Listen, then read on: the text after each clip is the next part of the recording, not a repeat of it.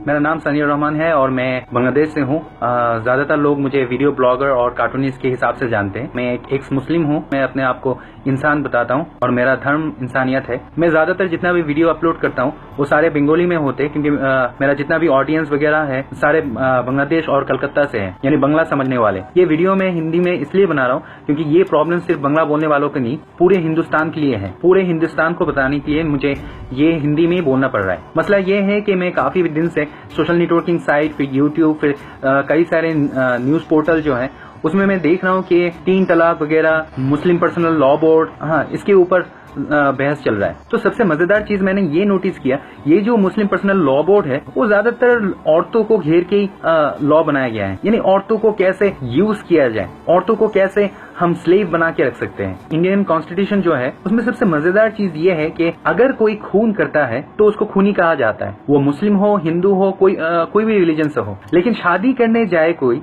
तो देखा जाता है कि उसको पूछा जाता है कि आप हिंदू हो या मुस्लिम हो। तो अगर कोई कहता है कि मैं हिंदू हूँ, तो ओके, एक शादी कर लो, सारी जिंदगी भर इसी को झेलो, यानी तुम एक ही शादी कर सकते हो।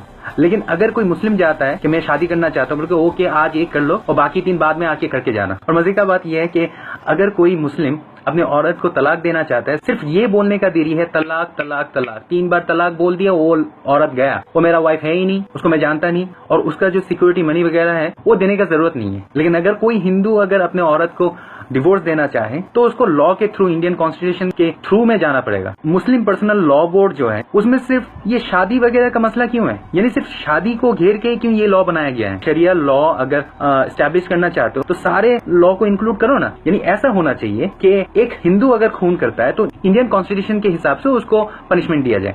अगर मुस्लिम अगर खून करता है तो उसके वो इस्लामिक शरिया लॉ के हिसाब से उसका गला काटा जाए। अगर कोई चोरी करता है, अगर वो मुस्लिम है, तो उसका हाथ काट दिया जाए। ये भी इंक्लूड होना चाहिए मुस्लिम पर्सनल लॉ बोर्ड में। अगर कोई मर्द या औरत पकड़ा जाता है कि वो इलीगल सेक्स कर रहा है किसी के साथ, तो इस्लामिक शरिया लॉ के हिसाब से उसको कमर तक मिट्टी में गाड़ा जाए, फिर उसको पत्थर मारा जाए। यही तो है इस्लामिक लॉ। अगर इंक्लूड करना है तो सारे इंक्लूड करो ना। वो सब क्यों इंक्लूड कर रहे हो जिसमें तुम एक औरत को दासी बना के रख सकते हो। मेरे नजरिए से अभी अगर ये मुस्लिम पर्सनल लॉ बोर्ड को अगर बंद ना किया जाए तो ये मुस्लिम लोग 4 शादियां करके अगले 20 सालों में इतना मुस्लिम बच्चे पैदा करेंगे। अभी तो इंडिया का पॉपुलेशन 100 करोड़ है, तब 200 करोड़ जाने में इतना टाइम नहीं लगेगा। उस 200 करोड़ आबादी में तब हिंदू लोगों को माइनॉरिटी बोला जाएगा, क्योंकि हिंदू लोग तो एक ही शादी कर रहे हैं, क्योंकि एक ही वाइफ से सिर्फ एक ही बच्चा अगर हर साल पैदा हो तो उसको 12 साल लगता है 12 बच्चे पैदा करने के लिए। लेकिन 4 शादियां करके एक मुस्लिम फैमिली में 12 बच्चा पैदा करने में सिर्फ 3 साल लगते हैं। तो 20 सालों में हिंदुओं को माइनॉरिटी बनाने में इतना टाइम नहीं लगेगा। तो मेरा सजेशन ये है, अगर शरिया लॉ अगर एस्टैब्लिश करना है तो सिर्फ औरतों को घेर के नहीं, औरतों को यूज करने के लिए नहीं, सारे शरिया लॉ मुस्लिम पर्सनल लॉ बोर्ड में शामिल करो। जैसे खून हुआ तो गला काटो, चोरी किया तो हाथ काटो, इलीगल सेक्स किया तो कमर तक उसको गाड़ के पत्थर मारो।